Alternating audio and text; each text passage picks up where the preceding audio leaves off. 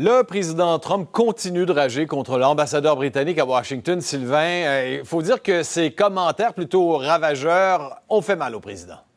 Tout à fait, et il ne l'accepte toujours pas, 2 et même 3 jours après, évidemment, cette affaire. La critique, c'est difficile pour le président Donald Trump.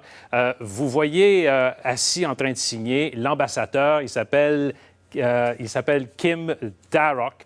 Et c'est vraiment un illustre personnage là, en Grande-Bretagne, là, un très haut gradé avec beaucoup d'expérience et très respecté. Alors, l'ambassadeur en question a tenu certains propos qui ont vraiment déplu au président. D'abord, vous montrez la réaction du président lui-même essentiellement à ces propos-là. Et il dit que l'étrange ambassadeur du Royaume-Uni, on n'est pas très emballé par lui. C'est quelqu'un de très stupide avant de s'engager dans une critique acerbe contre la Theresa May et sa façon de négocier le fameux Brexit. Et là, il poursuit dans sa diatribe, là, dans ses attaques, en disant carrément que l'ambassadeur en question est un fou prétentieux.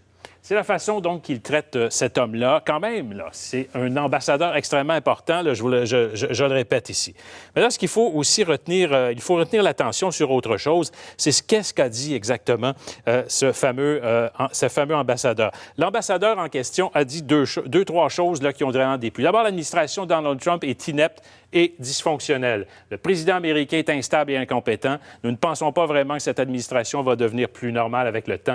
Les informations sur le chaos et les luttes féroces au sein de la Maison-Blanche sont pour la plupart véridiques. Alors, imaginez évidemment les conséquences là, au plan diplomatique. Bien, absolument. Il reste qu'on peut s'attendre justement à des conséquences sur le choix du prochain premier ministre britannique. Bien, tout à fait.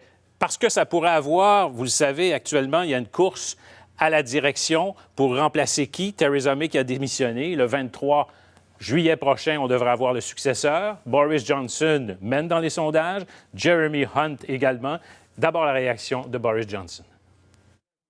I've got a good relationship with the White House and I've had no embarrassment. I've myself have said some pretty critical things about the Brexit negotiations. So beaucoup plus diplomate, une relation assez étroite avec Donald Trump. Quant à Jeremy Hunt lui-même, il dit « Si jamais je gagne et je deviens premier ministre, l'ambassadeur va rester en poste. » Merci Sylvain. Au revoir.